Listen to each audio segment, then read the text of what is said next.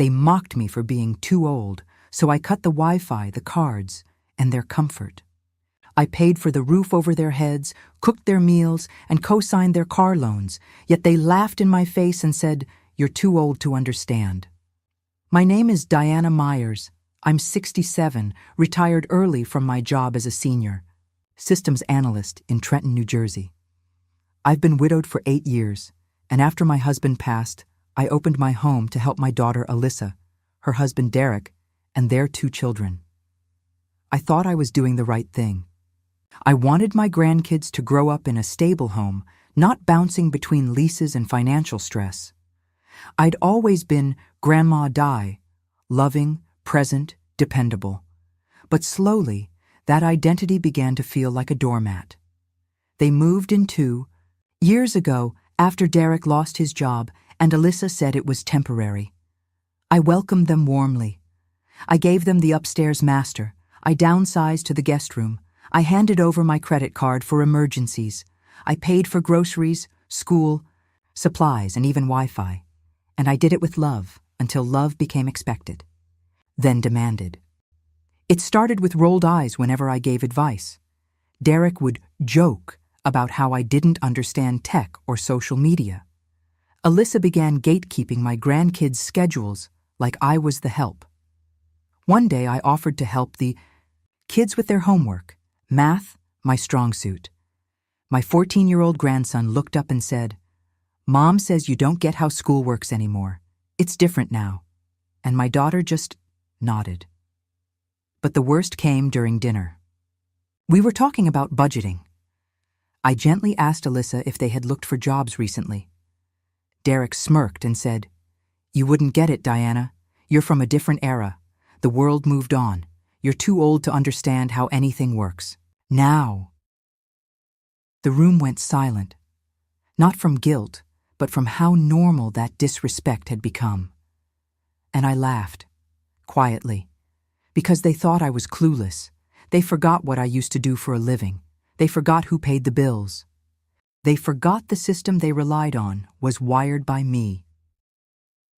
That night, I sat in the dark of my room, staring at my dusty certificates framed on the wall. Microsoft, Cisco, CompTIA, cybersecurity certifications, systems I helped design, policies I implemented at my job, network security protocols I trained people half their age to manage. And now I was being dismissed like I was some outdated relic.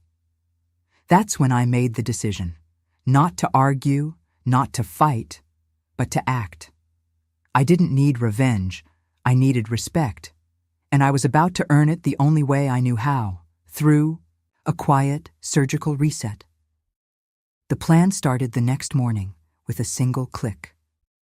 The first domino fell with the Wi-Fi.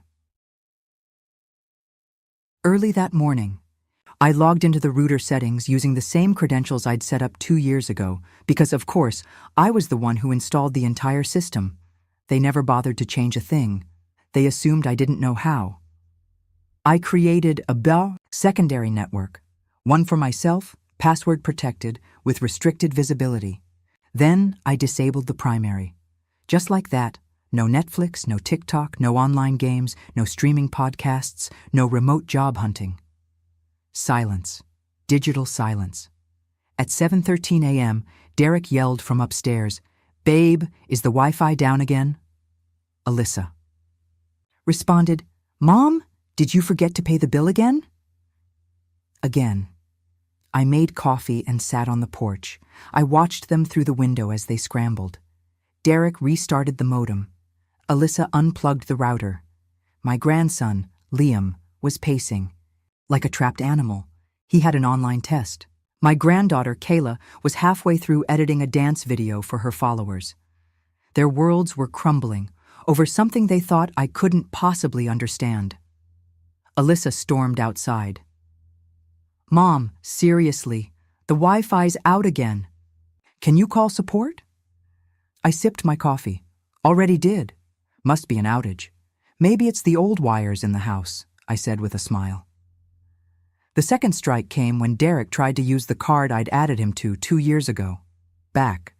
When he needed to rent a car for job interviews. It was declined. So was Alyssa's.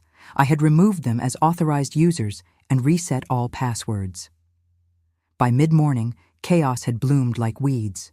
No Uber Eats, no Amazon order, no grocery delivery. At noon, I deleted the shared Spotify family plan they used daily. I canceled the Hulu account, and the shared Netflix profile, I renamed it Find a Job. And still, I said nothing. That evening, Alyssa walked in from the kitchen, arms crossed. "Did you change something with the cards? Derek said his got declined at the gas station." "Oh?" I blinked innocently. "I figured since you both said I didn't understand how the world works anymore, you wouldn't need my accounts." She froze. A flicker of panic crossed her face. "But Kayla has a project due tomorrow. She needs the internet." "I'm sure you can figure it out," I said, walking away. "You're young, adaptable, unlike me." The house didn't speak to me for 2 days. Well, except the grandkids. Kayla asked if I could print her homework. Liam knocked to borrow my hotspot. He even said, "Please." But Alyssa and Derek? They acted like I'd committed war. Then came the third move, a quieter one. While they were still trying to troubleshoot their way through tech hell, I printed out a copy of the household expenses. Mortgage, still in my name, utilities, streaming, Wi-Fi, phone plans, groceries, insurance, everything. I highlighted every line item they benefited from. And underlined the ones I was cutting off next week if things didn't change. I slid the folder under their bedroom door like an eviction notice of truth. That night, I heard Alyssa crying in the bathroom. I almost felt bad, almost. But then, I remembered the way she rolled her eyes at dinner, the way Derek dismissed me like I was a fossil with no value. I wasn't trying to be cruel. I was reminding them who held this house together. Not with control, with competence. And they were finally starting to notice. It happened on a rainy Tuesday. I was in the kitchen making a stew, beef and barley, the kind that simmers low and fills the air with something like warmth. I heard the knock on my bedroom door. Not the hallway, not the stairs. My door. Alyssa's voice was soft. "Mom, can we talk?" It had been 3 days since I shut it all down. No cards, no Wi-Fi, no grocery apps, just real-life inconvenience. Reality unplugged. I wiped my hands and opened the door. There she was, my daughter, the same girl who used to play with Legos on the living room floor, who used to hold my hand when she was scared of the dark. Now standing in yoga pants, messy bun, and stress across her face like war paint. Derek hovered behind her, looking like a teenager caught sneaking out after curfew. "Come in," I said, stepping aside. They sat on the edge of the bed like guests, not family. I could see it in their eyes, uncertainty, guilt, maybe even shame, but they didn't know how to begin. So I did. "I take it the outage lasted longer than expected?" Derek rubbed his neck. "Look, we just didn't realize how much we were leaning on you." I raised a brow. "Didn't realize or didn't care?" Alyssa winced. "Okay, we deserve that." She paused, then continued. "You're right, about everything.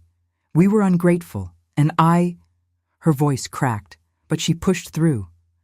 "I let myself believe you were old-fashioned because it was easier than admitting how much we needed you, how much we rely on you." I stayed silent. Let her fill the space, let the truth echo. "We weren't trying to be cruel," she said, "but we were comfortable, too comfortable, and I let Derek make jokes at your expense. I let the kids talk back. I didn't correct them. I didn't respect you. Not like I should have." I watched her, not angry, just tired of giving and being invisible, of being useful but never valued. Derek cleared his throat. You've done a lot for us. We know that now. And I think we got a little too used to you being the fallback. We should have stepped up. I looked him in the eyes. You still can. That's when I handed them a second folder. This one was different.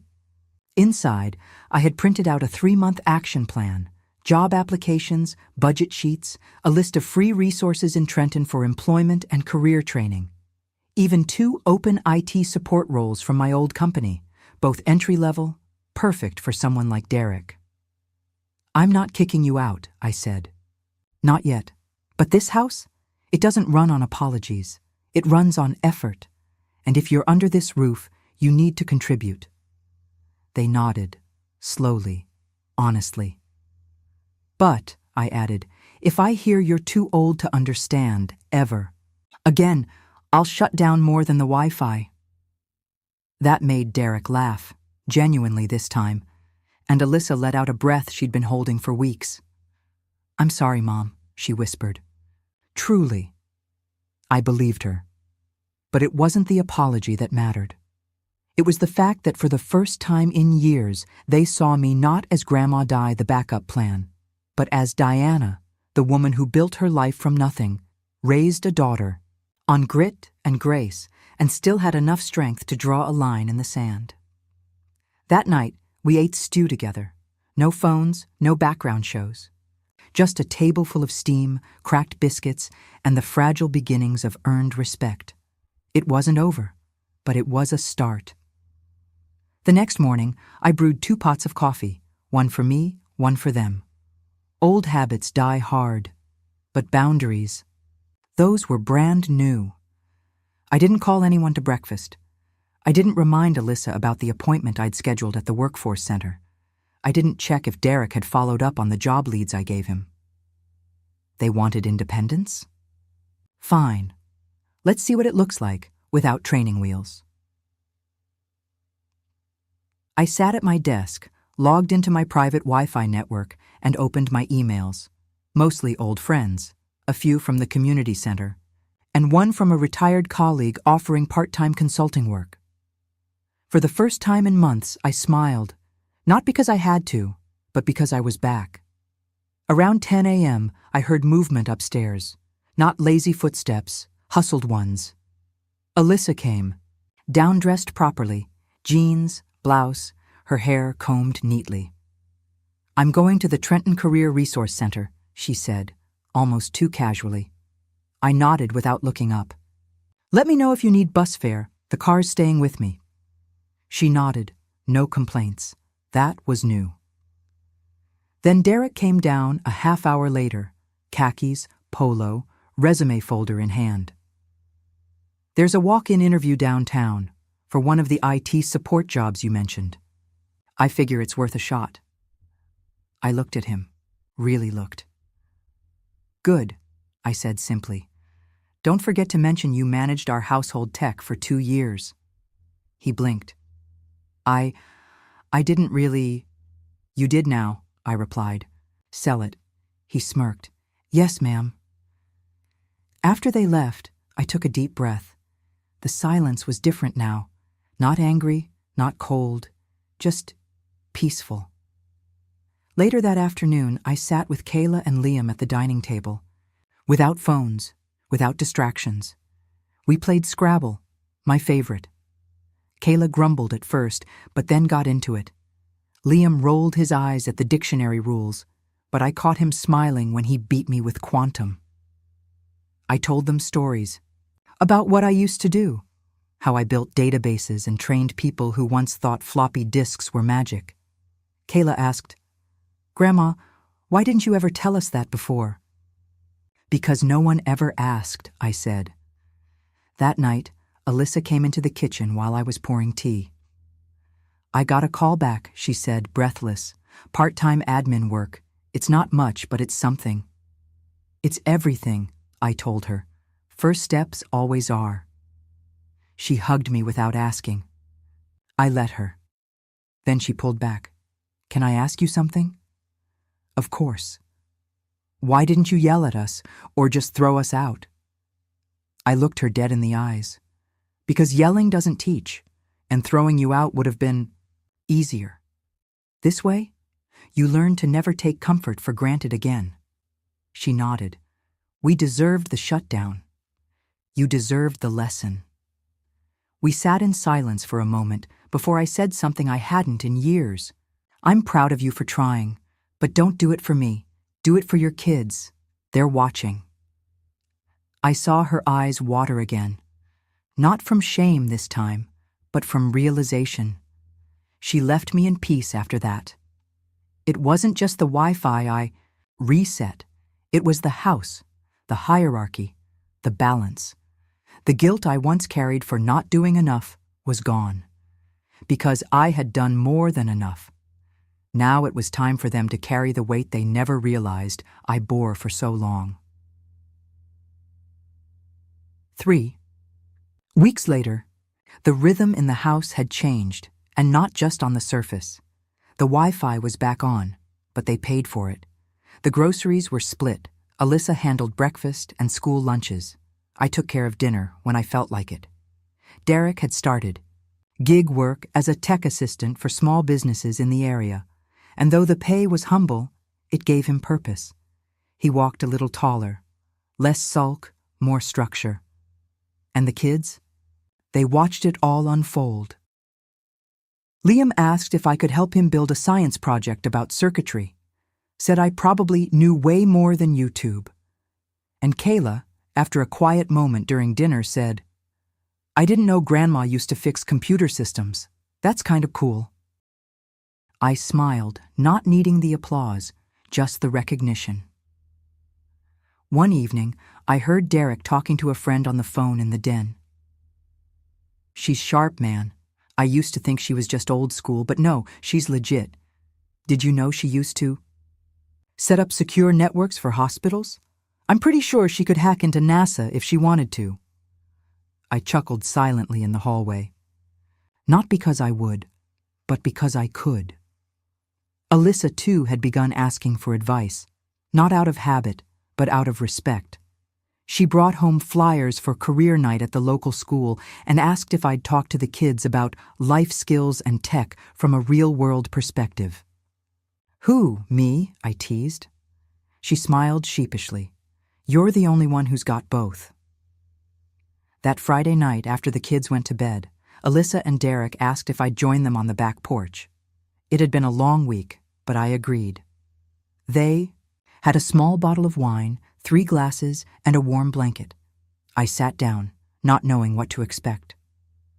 Alyssa handed me a wrapped box. We know this doesn't even come close to what we owe you, but we wanted you to have it.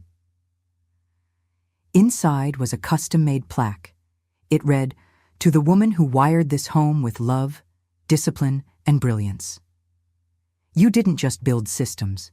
You built us. For the first time in a while, I couldn't speak. My throat caught. The words, the acknowledgement, they hit deeper than any apology ever could. Thank you, I whispered.